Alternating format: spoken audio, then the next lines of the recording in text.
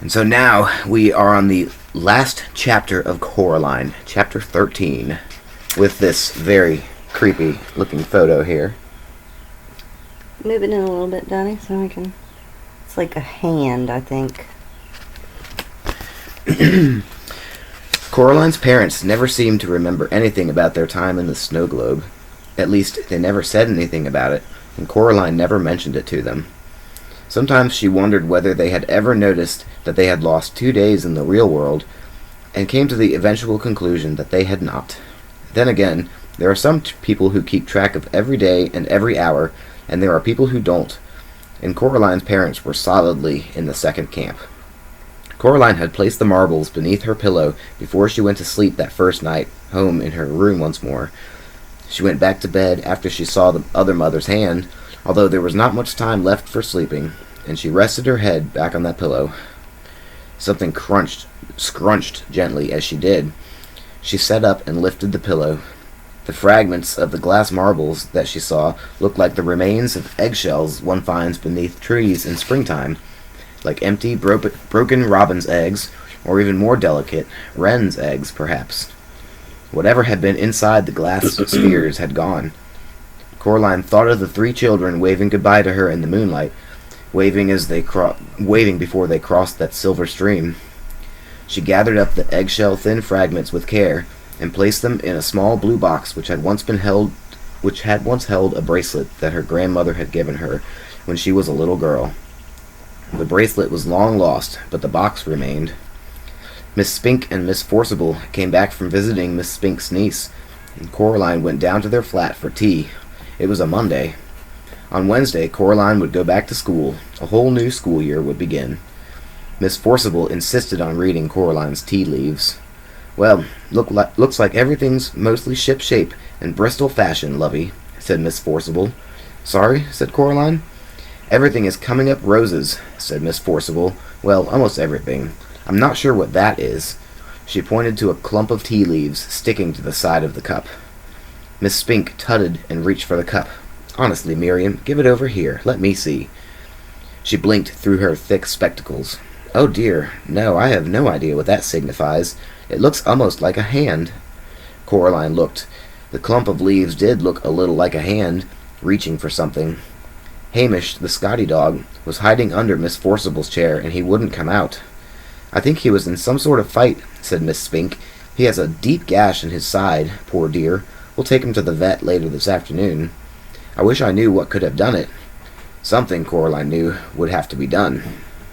That final week of the holidays, the weather was magnificent, as if the summer itself were trying to make up for the miserable weather they had been having by giving them some bright and glorious days before it ended.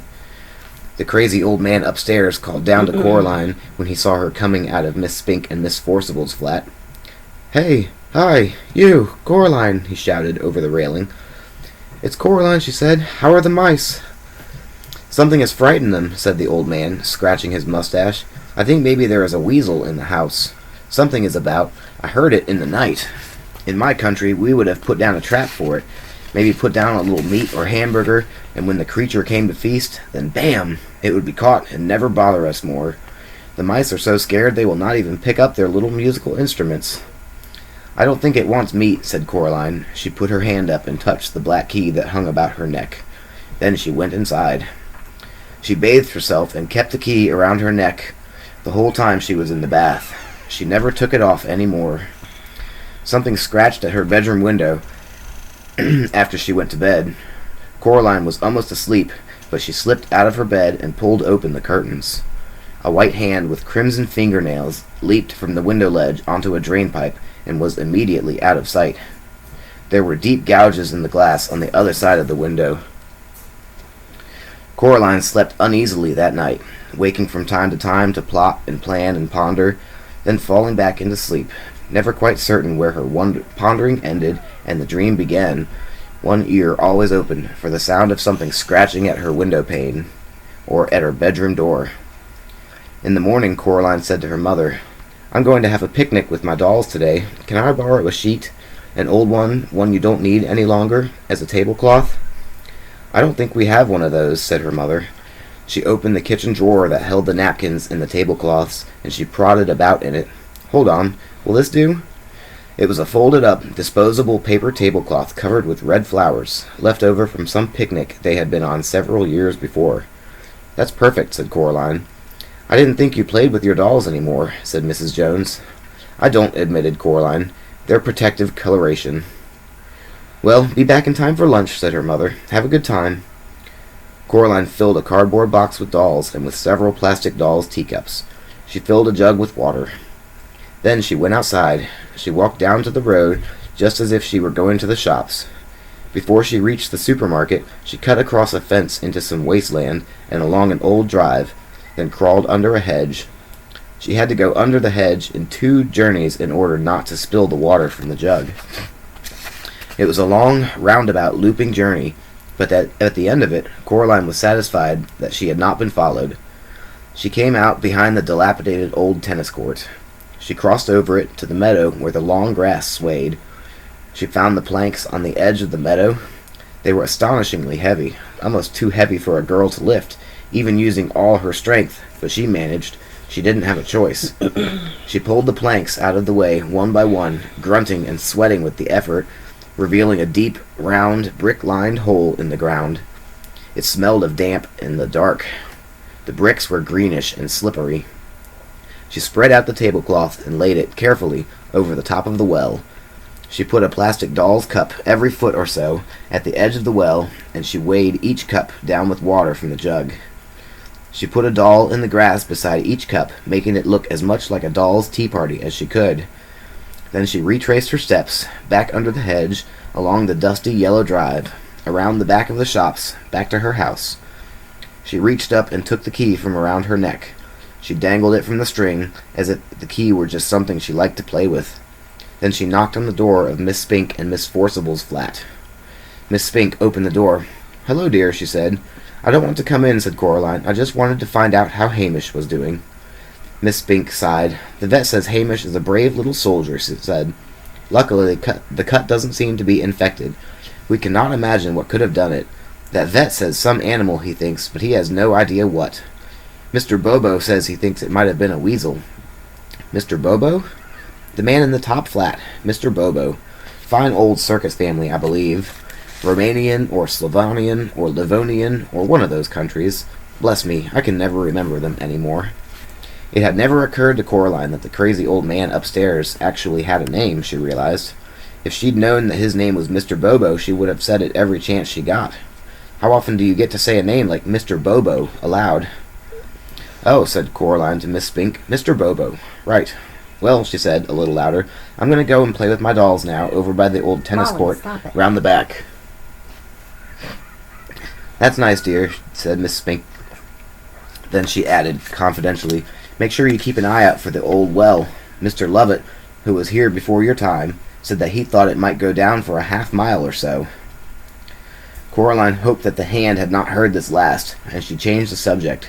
"This key?" said Coraline loudly. "Oh, it's just some old key from our house. It's part of my game. That's why I'm carrying it around with me on this piece of string. Well, goodbye now." "What an extraordinary child," said Miss Spink to herself as she closed the door. "Don't let her out." The door wasn't closed completely. She had gotten herself in there somehow. Coraline ambled across the meadow toward the old tennis court, dangling and swinging the black key on its piece of string as she walked. Several times she thought she saw something the color of bone in the undergrowth. It was keeping pace with her, about 30 feet away.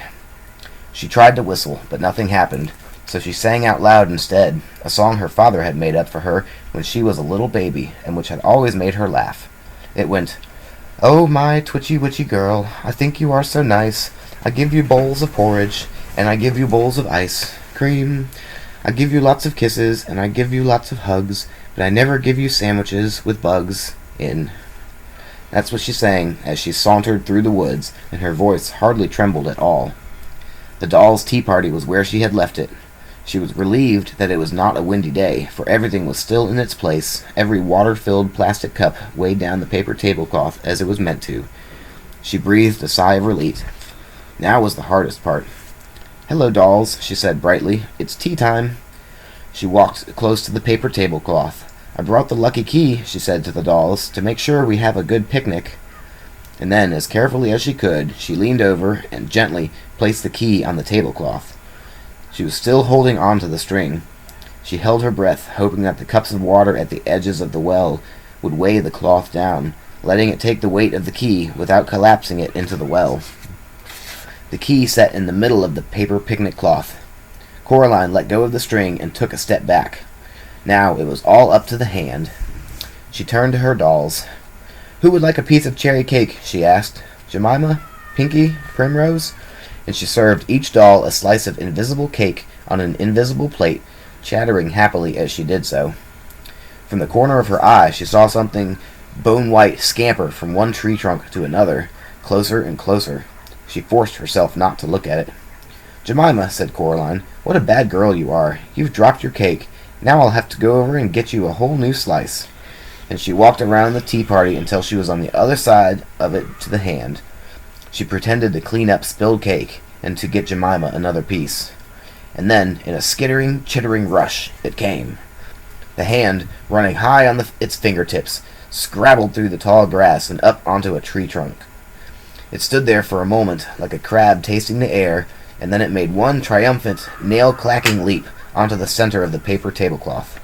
Time slowed for Coraline. The white fingers closed around the black key, and then the weight and the momentum of the hand sent the plastic doll's cups flying, and the paper tablecloth, the key, and all the other mother's right hand went tumbling down into the darkness of the well. Coraline counted slowly under her breath. She got up to 40 before she heard a muffled splash coming from a long way below. Someone had once told her that if you looked up at the sky from the bottom of a mine shaft, even in the brightest daylight, you could see a night sky and stars. Coraline wondered if the hand could see stars from where it was. She hauled the heavy planks back onto the well, covering it as carefully as she could. She didn't want anything to fall in, and she didn't want anything ever to get out. Then she put her dolls and the cups back in the cardboard box she had carried them out in. Something caught her eye while she was doing this, and she straightened up in time to see the black cat stalking toward her, its tail held high and curling at the tip like a question mark. It was the first time she had seen the cat in several days, since they had returned together from the other mother's place. The cat walked over to her and jumped up onto the planks that covered the well. Then, slowly, it winked one eye at her. It sprang down into the long grass in front of her and rolled over onto its back, wiggling about ecstatically. Coraline scratched and tickled the soft fur on its belly, and the cat purred contentedly. When it had had enough, it rolled over onto its front once more and walked back toward the tennis court, like a tiny patch of midnight in the midday sun. Coraline went back to the house. Mr. Bobo was waiting for her in the driveway. He clapped her on the shoulder. "The mice tell me that all is good," he said. "They say that you are our savior, Caroline." "It's Coraline, Mr. Bobo," said Coraline. "Not Caroline. Coraline." "Coraline," said Mr. Bobo, repeating her name to himself with wonderment and respect. "Very good, Coraline. The mice say that I must tell you that as soon as they are ready to perform in public, you will come up and watch them as the first audience of all. They will play Tumpty-Umpty and Toodle-Oodle, and they will dance and do 1,000 tricks. That is what they say." "I would like that very much," said Coraline, "when they're ready." She knocked at Miss Spink and Miss Forcible's door. Miss Spink let her in, and Coraline went into their parlor. She put her box of dolls down on the floor. Then she put her hand into her pocket and pulled out the stone with the hole in it. "Here you go," she said. "I don't need it any more. I'm very grateful. I think it may have saved my life and saved some other people's death." She gave them both tight hugs, although her arms barely stretched around Miss Spink, and Miss Forcible smelled like the raw garlic she had been cutting. Then Coraline picked up her box of dolls and went out. "What an extraordinary child," said Miss Spink. No one had hugged her like that since she had retired from the theater. That night Coraline lay in bed, all bathed, teeth cleaned, with her eyes open, staring up at the ceiling. It was warm enough that, now that the hand was gone, she had opened her bedroom window wide. She had insisted to her father that the curtains not be entirely closed. Her new school clothes were laid out carefully on her chair for her to put on when she woke up. Normally, on the night before the first day of term, Coraline was apprehensive and nervous, But she realized there was nothing left about school that could scare her anymore. She fancied she could hear sweet music on the night air, the kind of music that can only be played on the tiniest silver trombones and trumpets and bassoons, on piccolos and tubas so delicate and small that their keys could only be pressed by the tiny pink fingers of white mice. Coraline imagined that she was back again in her dream, with the 2 girls and the boy under the oak tree in the meadow, and she smiled. As the first stars came out, Coraline finally allowed herself to drift into sleep, while the gentle upstairs music of the Mouse Circus spilled out onto the warm evening air, telling the world that summer was almost done. And here is the final photo of the Mouse Orchestra. And there we go. We finished the 10th anniversary edition of Coraline. We hope that you really enjoyed it. And until we begin the next story, we love you and we will talk to you soon. Sleep tight.